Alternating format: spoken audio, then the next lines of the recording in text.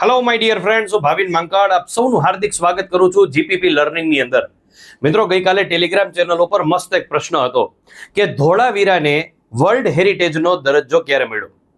મિત્રો, ખાસ કરીને ધોળાવીરા જે છે એ કચ્છની અંદર આવેલું છે અને સૌથી મહત્વની વસ્તુ જોવા જઈએ ને તો ધોળાવીરાને સૌથી પ્રાચીન બંદર માનવામાં આવે છે. મિત્રો, ત્યાંથી આપણને 10 અક્ષરનું સાઇન બોર્ડ પણ મળી આવેલું હતું. આનો પણ એક પ્રશ્ન હતો, સાહેબ આ 10 અક્ષરનું સાઇન બોર્ડ હતું ને એની અંદર સૌથી વધારે કઈ નિશાનીનો ઉપયોગ થયો હતો? તો 4 વર્તુળનો ઉપયોગ થયેલો છે, જે બુસ્ત્રે ફેદન લિપિની અંદર મળેલું છે. બુસ્ત્રે ફેદન લિપિ, સાહેબ આ બુસ્ત્રે ફેદન લિપિ હજી સુધી ઉકેલી શકાણી નથી.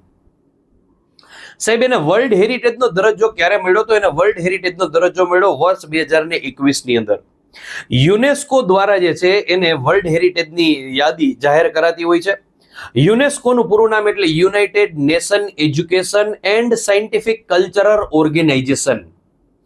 મિત્રો, આ યુનેસ્કો જે છે એ અલગ અલગ જે છે એ સ્થાપત્ય જે છે એને વર્લ્ડ હેરિટેજનો દરજ્જો ઘોષિત કરતી હોય છે, જેમાં સૌથી પહેલા ભારતની અંદર 4 અતિ મહત્વની સાઇટને વર્લ્ડ હેરિટેજનો દરજ્જો આપ્યો હતો.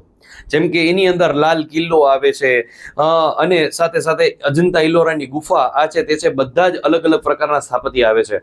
પણ ગુજરાતની સાઇટ આપણે લોકોએ ખાસ યાદ રાખવાની રહેશે, કારણ કે ગુજરાતની 4 એવી સાઇટ છે કે જેને વર્લ્ડ હેરિટેજનો દરજ્જો પ્રાપ્ત થયેલો છે.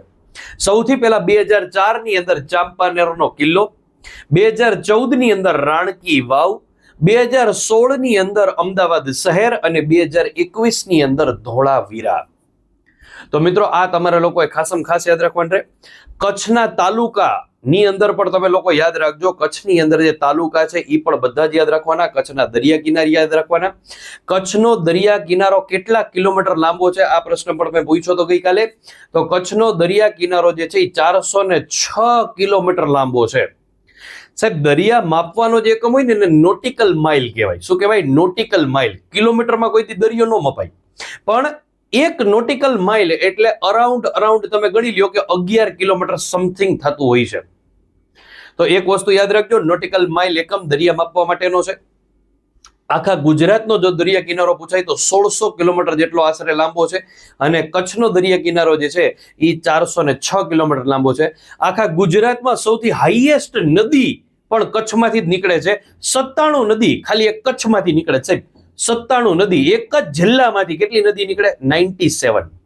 તો આવી અવનવી માહિતી માટે ખાસ કરીને ગુજરાત પ્રશાસન પાઠશાલા યુટ્યુબ ચેનલને સબસ્ક્રાઇબ કરજો અને જોવાનું ચૂકતા નહીં. Thank you so much.